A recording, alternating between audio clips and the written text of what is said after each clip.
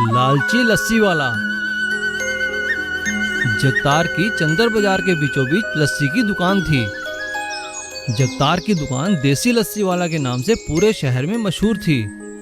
जब भी कोई चंदर बाजार घूमने आता तो जगतार की देसी लस्सी पिए बिना नहीं रहता। मैं तो चलते चलते घूमते घूमते थक गई हूँ। अब तो बहुत प्यास भी लग रही है। हाँ हाँ ठीक है, तो चलो मैं तुम्हें जगतार की देसी लस्सी पिलाता हूँ। वह दोनों जगतार की दुकान पर लस्सी पीते हैं। कैसा लगा लस्सी पीकर?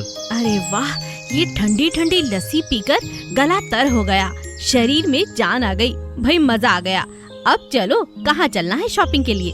जगतार की दुकान पर हर तरह की लस्सी मिलती थी। मीठी लस्सी, नमकीन लस्सी, ठंडी लस्सी, नॉर्मल लस्सी, मलाई वाली लस्सी और इस तरह कई तरह की लस्सी।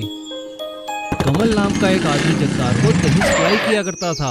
एक दिन जगतार ने कमल से कहा, कमल भाई क्या बात है, तुमने दही के दाम बढ़ा दिए, ऐसा कब तक चलेगा कमल?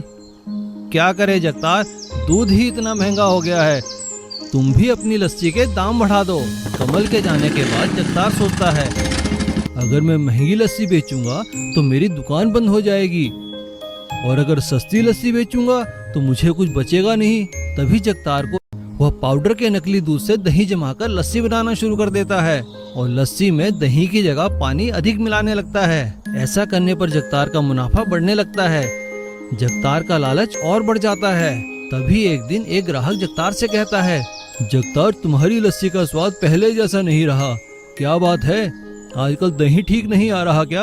अरे नहीं सर, ऐसा नहीं, लगता है ये गिलास पुराना होगा, आप यह पीकर देखिए। जगतार बड़ी चालाकी से उस ग्राहक को असली दही की लस्सी का गिलास दे देता है।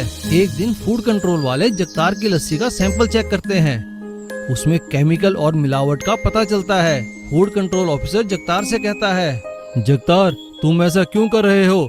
सभी लोग तुम पर विश्वास करते हैं, तुम लोगों के विश्वास से खेल रहे हो। हम तुम्हें आज सिर्फ वार्निंग देकर छोड़ रहे हैं।